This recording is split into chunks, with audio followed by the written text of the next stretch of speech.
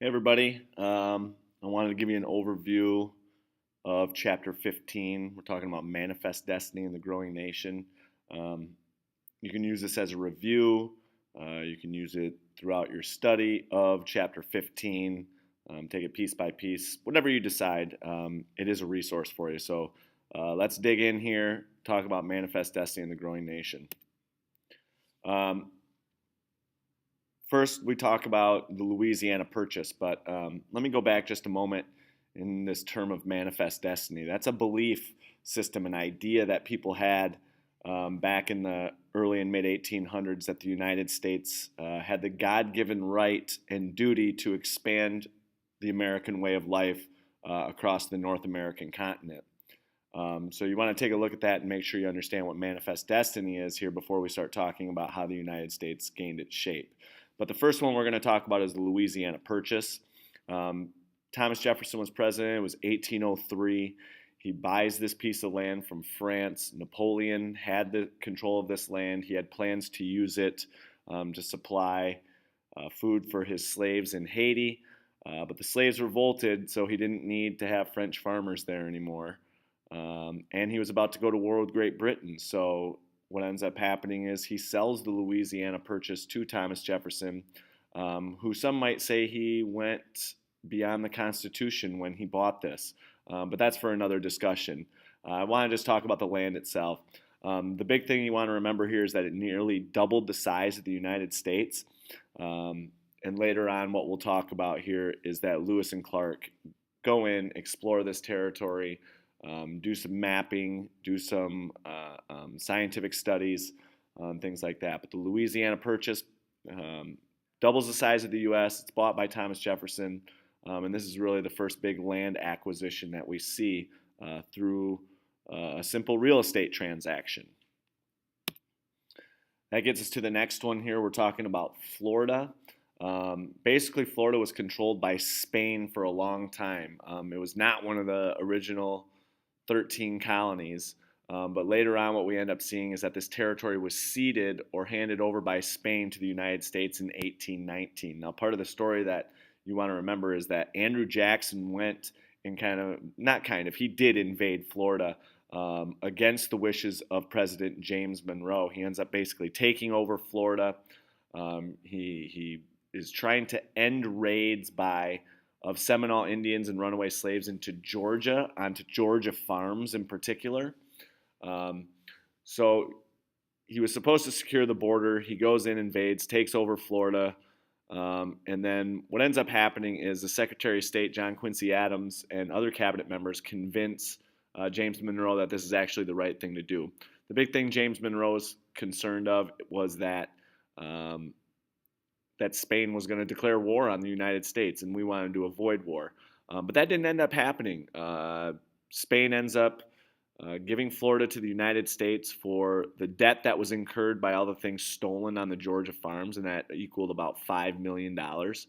So the U.S. government takes on that debt of the $5 million, pays the Georgia farmers for their lost property, and we gain control of Florida in 1819.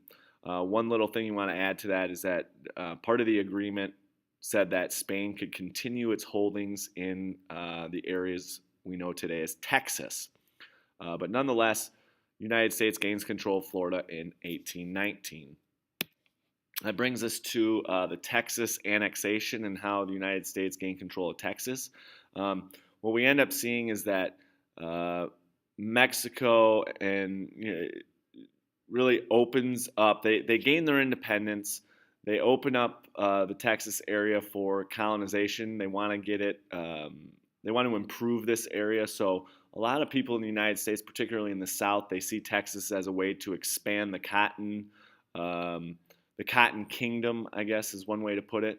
They wanted to expand the growth of cotton into Texas because it had a great growing climate for that. And with cotton, that means slavery is going to come along with it.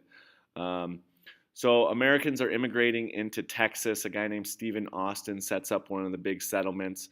But the people that live there, the Tejanos, they're a little upset. They resent these people coming in because, ironically enough, Americans are immigrating into Mexico illegally.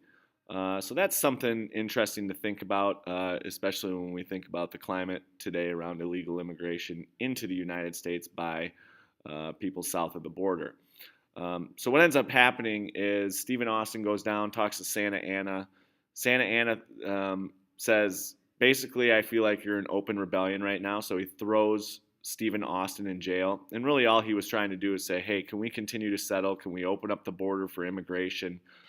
Because Santa Anna had closed the border because the Tejanos, the people that were living there originally, they were upset. They didn't like the fact that so many Americans were illegally immigrating into the United States. Not to mention the Americans didn't respect their culture. They didn't want to learn the language, all of that kind of stuff. So resentment was building. So Stephen Austin gets thrown into jail. The American settlers in Texas, they basically revolt. They're like, what's up with this? And then they go to places like the Alamo, which they want to defend, and they start setting up some small forces there. What ends up happening is Santa Anna sends a huge portion of his army up to Texas and ultimately ends up killing everybody at the Alamo. And this just kind of emboldens or makes the American settlers even more upset. So what they end up doing is they take on the battle cry of "Remember the Alamo," and they end up having a surprise attack on Santa Anna. They're able to overrun Santa Anna's forces and ultimately achieve Texas independence.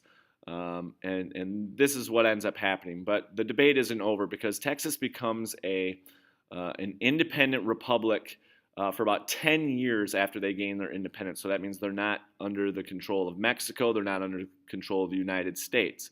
But there was a huge debate going on in the United States about allowing Texas in. And basically, it has to do with the fact that Texas wants to enter the United States as a slave state. So Northerners, they have a big issue with this. What's going to end up happening is it changes the balance of power in Congress if another slave state is admitted.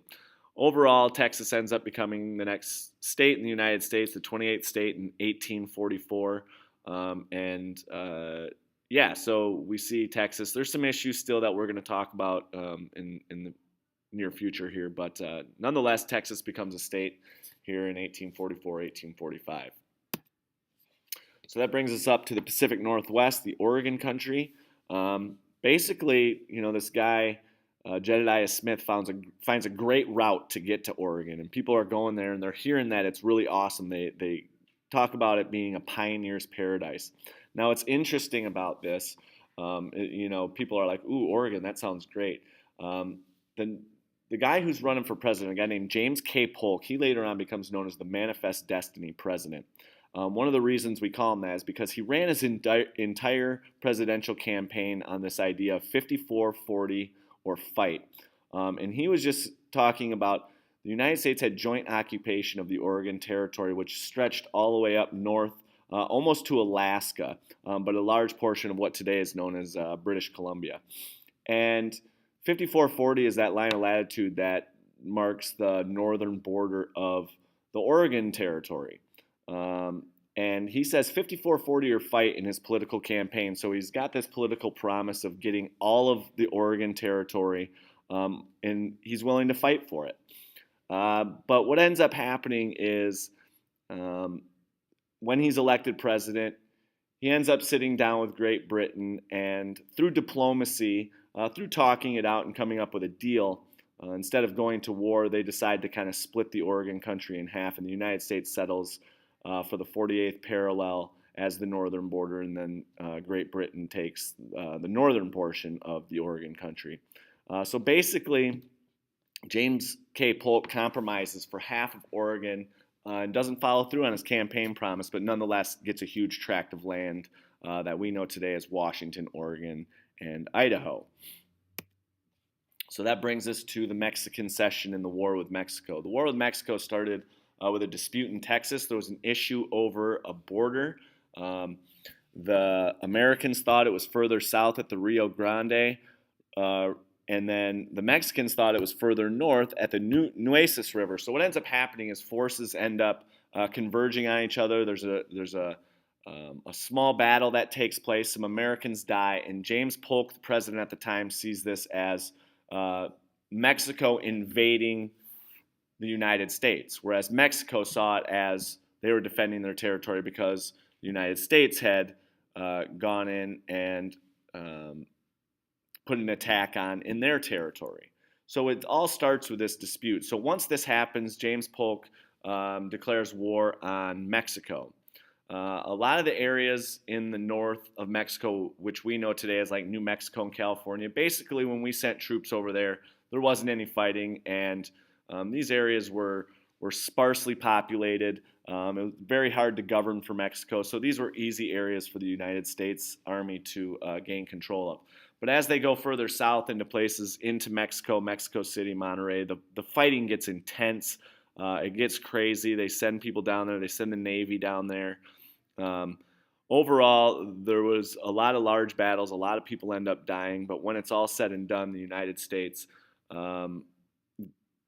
gains control of a huge portion of Mexico. Basically, Mexico hands over half of their territory. The United States has to pay about $15 million as well, but nonetheless, pieces of Texas and then a large portion of the American Southwest is given over to the United States, and we gain control. So basically, the treaty that takes place is called the Treaty of Guadalupe Hidalgo, and Mexico ends up having to hand over about half of their territory. So keep in mind the Treaty of Guadalupe Hidalgo. That's the agreement at the end of the Mexican-American War that really hands over a huge portion of land to the United States from Mexico.